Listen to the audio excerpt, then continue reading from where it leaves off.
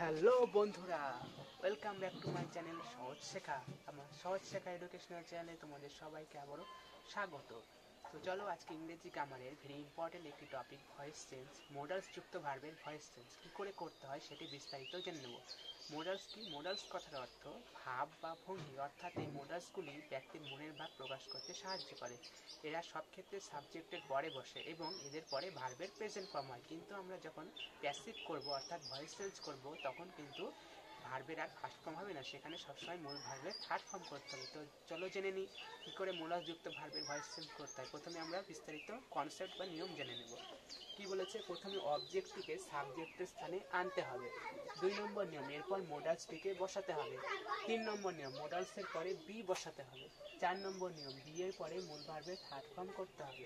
এবং সবার শেষ নিয়ম, এরপর সাবজেক্টের আগে বাই বসাতে হবে। এবার দেখো, চলো গঠনের নিয়মটা দেখে নিই। কি বলেছে? অবজেক্ট প্লাস মোডালস প্লাস ভার্বের third form plus by plus subject plus other words. যদি প্রশ্নে থাকে, অর্থাৎ অ্যাক্টিভে প্রশ্নে যদি আদার ওয়ার্ডস থাকে তখন কিন্তু প্যাসিভের সময় আদার ওয়ার্ডস বসাতে হবে। তো চলো বন্ধুরা একটু এক্সাম্পল দেখে নিই। কি বলেছে? Rohit can draw picture. Rohit can draw picture nicely. Rohit খুব ভালো ছবি আঁকতে পারে। তাহলে এক্ষেত্রে প্রথম নিয়ম কি বলেছে? অবজেক্টটিকে সাবজেক্টের স্থানে আনতে হবে। তাহলে বন্ধুরা, আগে আমাকে অবজেক্ট খুঁজতে হবে। অবজেক্ট কী করে পাবো? সাবজেক্টকে যদি আমি প্রশ্ন করি কি বা কাকে দিয়ে, তাহলে অবজেক্ট পাবো। তাহলে রোহিত খুব ভালো কি করতে পারে? রোহিত খুব ভালো ছবি আঁকতে পারে। তাহলে এক্ষেত্রে ছবি অর্থাৎ পিকচার হয়ে যাচ্ছে অবজেক্ট। তাই সবার আগে পিকচার আনবো। Picture picture. তারপরে কি বলেছে? সেখানে এরপর মোডালসটিকে বসাতে হবে। তাহলে মোডালস কি রয়েছে? ক্যান, ক্যান বসালাম। এরপর 3 নম্বর নিয়ম দেখো, মোডালসের পরে বি বসাতে হবে। তাহলে মোডালস ক্যানের পরে বি বি।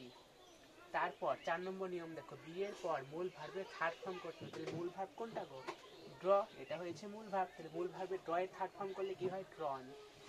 DRAWN, ড্রন। এরপর কি বলেছে? সাবজেক্টের আগে বাই বসাতে হবে। তাহলে সাবজেক্ট কি? কে ভালো ছবি আঁকতে পারে? রোহিত। তাহলে ড্রন বাই রোহিত। আমাদের ভয়েস চেঞ্জ কমপ্লিট।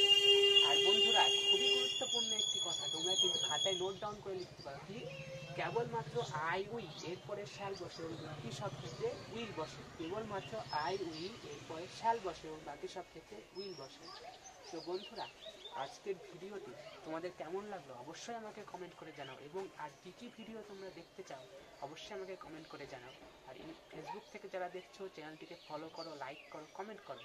ইউটিউব থেকে যারা দেখছো চ্যানেলটিকে সাবস্ক্রাইব করো, লাইক করো এবং বেশি বেশি করে বন্ধুদের মধ্যে ছড়িয়ে দাও। Thank you.